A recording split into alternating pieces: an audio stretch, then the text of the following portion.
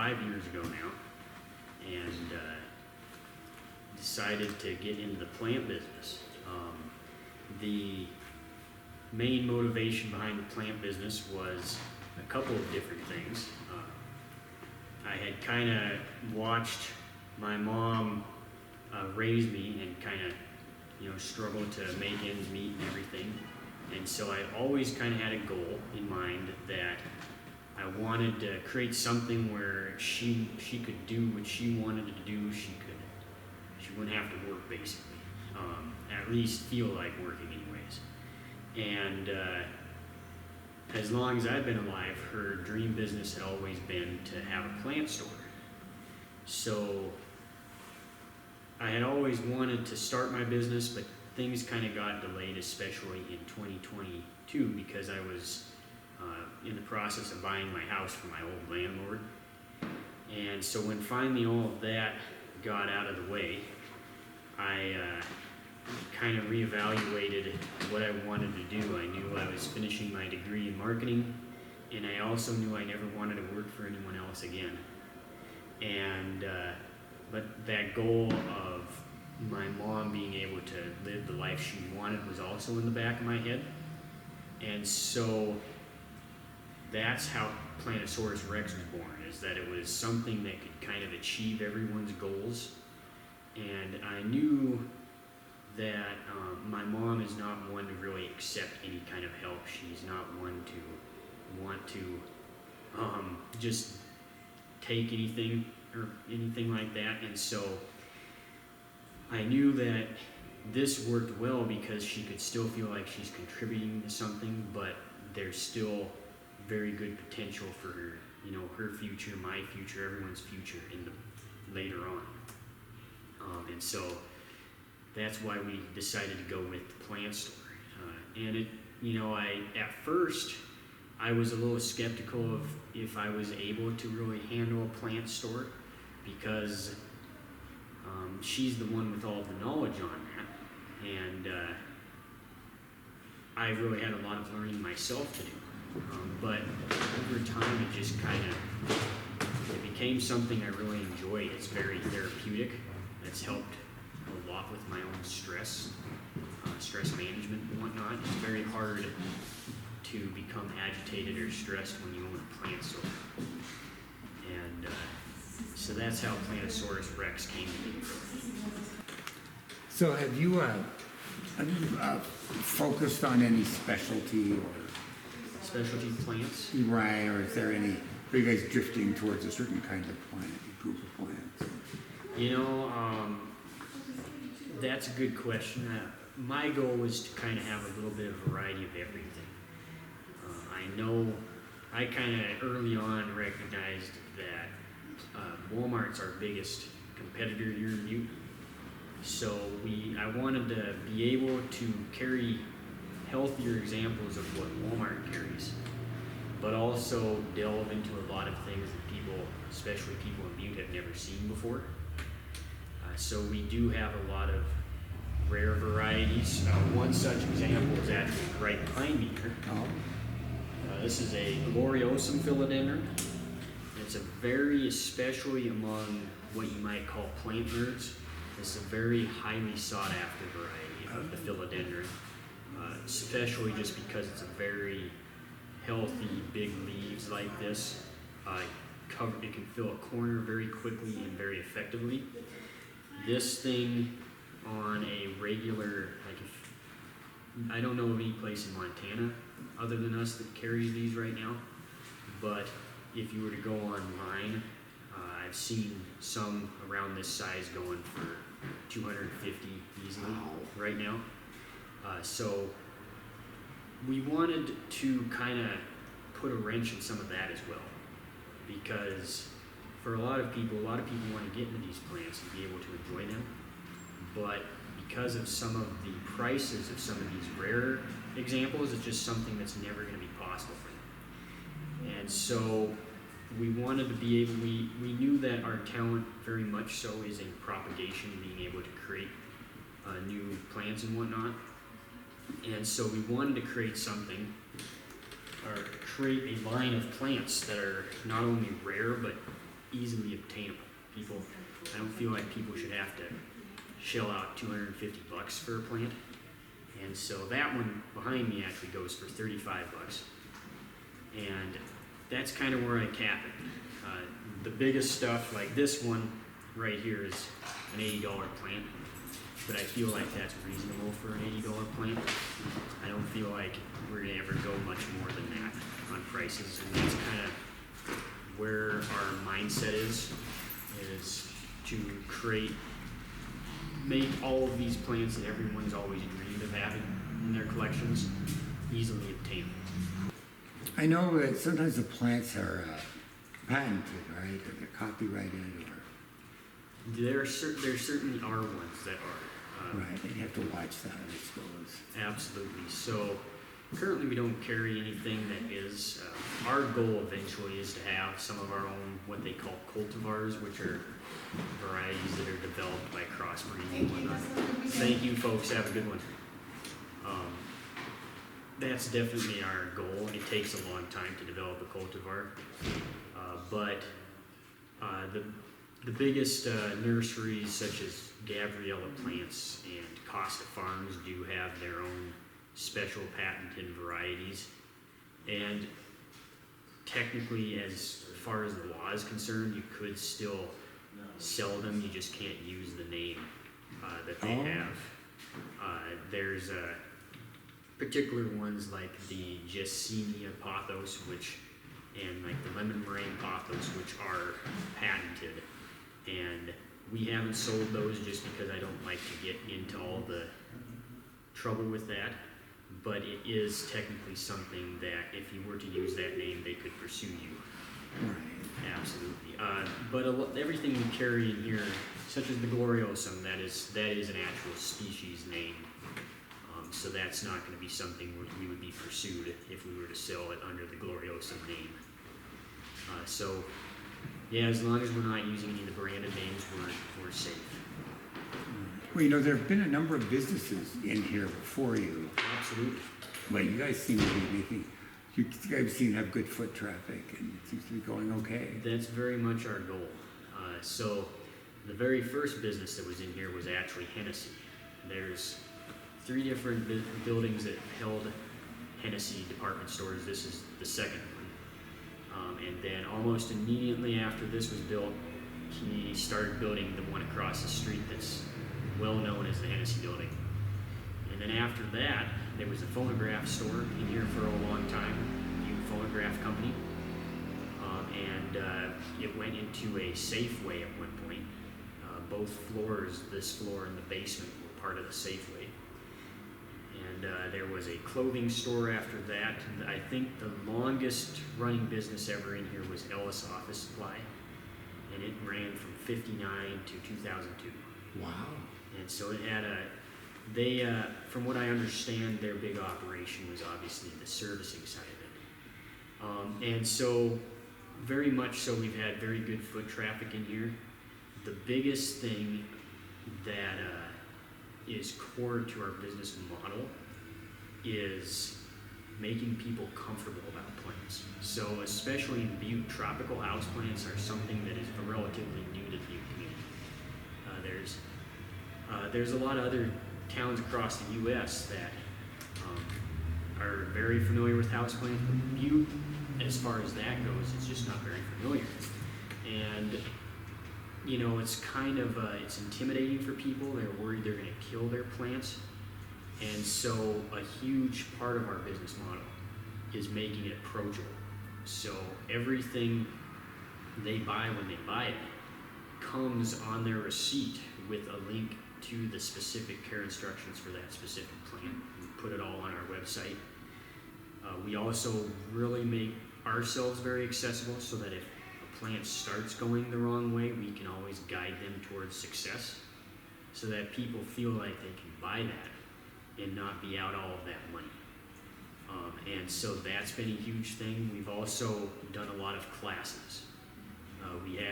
We had the Sip and Plant class 2 weeks ago, which was intended to be fun but also very informative. And so I guided everyone through the process of making their own soil, identifying a lot of the signs of something going wrong, teaching them the importance of root health, all of those different things, so that people felt, when they left the class, they felt a little more empowered. I feel like a lot of times when they buy a houseplant, especially at a big box store, they're not only immediately not set up for success because a lot of the soil itself is unhealthy, but you're basically sold that plant and you're on your own. And in my theory is that you're less likely to buy a plant if you don't know what you're doing and you're set up for failure every time and you keep killing it. Whereas if the soil is immediately healthy, it's a healthy plant you're buying, and you know you're empowered with knowledge, you're more likely to feel confident about purchasing one in the future. And so that's been a huge principle of our business model. Well, that sounds well thought out. Did you go here for your marketing degree? I actually did online through WGU in Utah. What are the most popular plants that people come in and buy, or is there anything that you sell more of than others? It's a very good question. So my number 1 and number 2 sellers are actually not in the store right now because of how popular they are. It's funny, and a lot of the people that are very well versed in houseplant care and collections and whatnot would be surprised to hear what my number 1 and number 2 sellers are, but number 1 is the rattlesnake calathea, and number 2 is the philodendron Birkin. Both of those are, while they're pretty relatively new species introduced to this area of Montana, across the houseplant world, if you will, they're pretty common. So most people would be surprised to hear that, but at the same time, they're both very resilient plants. They can handle a lot of fluctuating things. You don't have to keep things very steady in your house. And so I think that's why they sell so well. And they're very striking looking plants. So those are my number 1 and number 2. Another very popular variety is the Wandering Willie, also known as a Wandering Jew. And there's tons upon tons of different varieties. I'm sure there's hundreds when you look at it.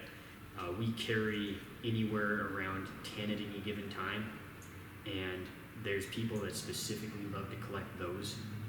There's people that specifically love to collect our Hoyas. We typically carry around 5 or 6 varieties of Hoyas, and they're also very resilient varieties, and they bloom as well.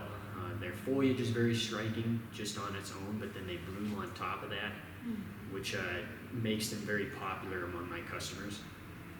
Of course, anything in the philodendron or pothos category, just because of how resilient it is always very popular. I always like to joke around. When I was working at the farmer's market, I would always show up with about 500 plants. It was my goal to sell as many of those as I could so I wouldn't have to carry very much back.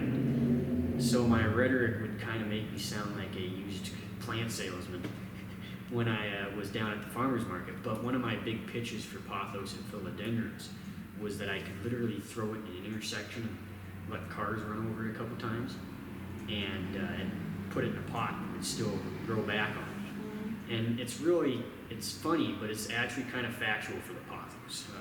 This is one of our mother plant. We have various mother plants which we propagate from, and this is a marble queen pothos. And because of how varying the foliage can be on it, it is a very popular plant. We've had several of these leaves, what they call half mooning, which is where part of it's white, half of it's white and half of it's green. Stuff like that on this plant. And pretty much every marble queen we've ever sold in the store comes from this mother plant, which is about a decade old now.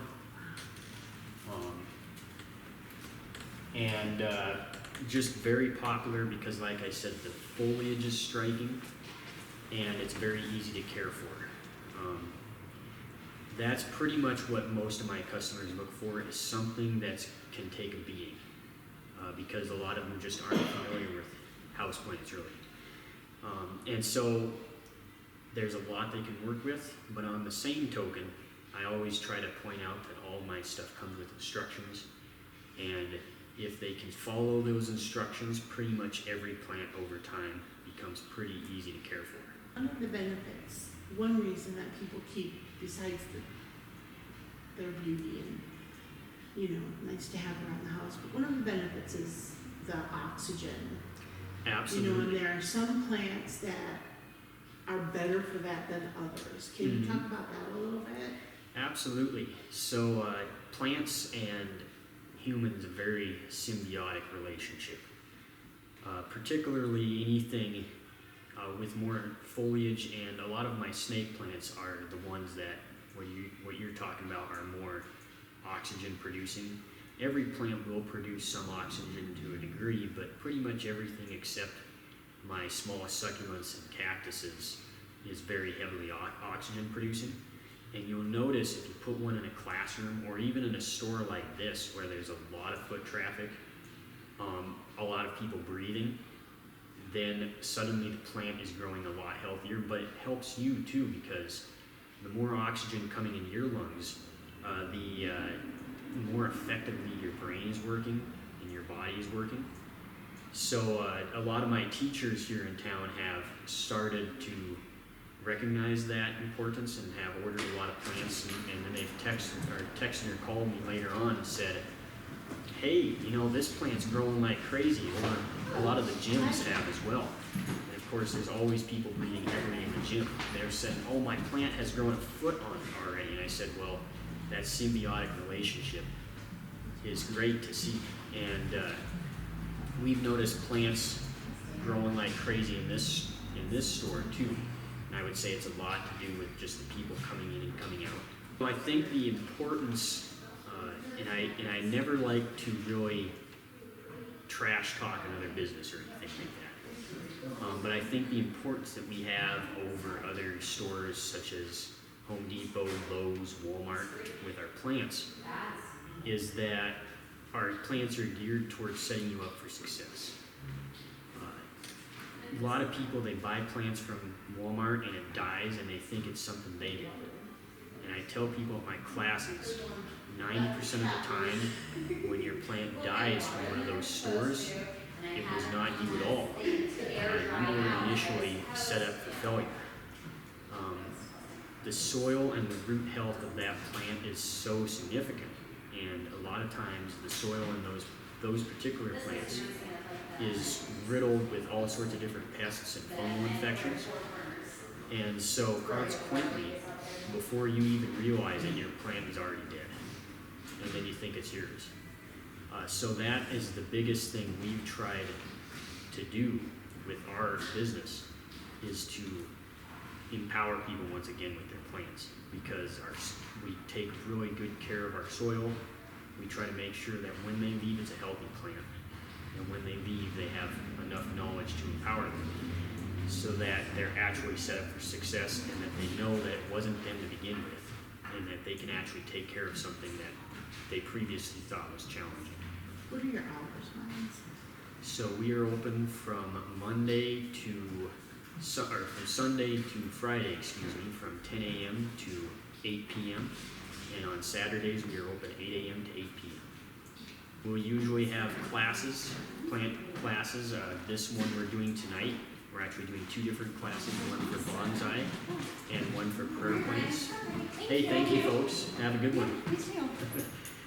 We are doing one for prayer plants because those are kind of notorious, and also one for bonsais. That is going to be starting at 6 p.m. tonight.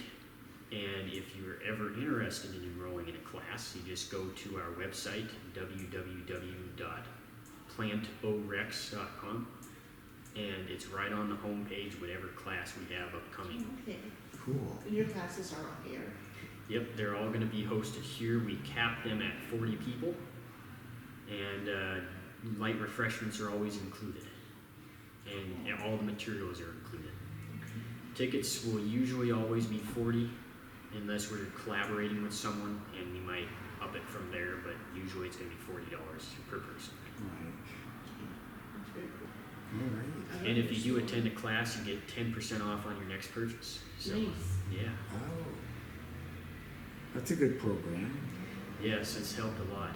Yes, When they come Who's back. your artist? absolutely.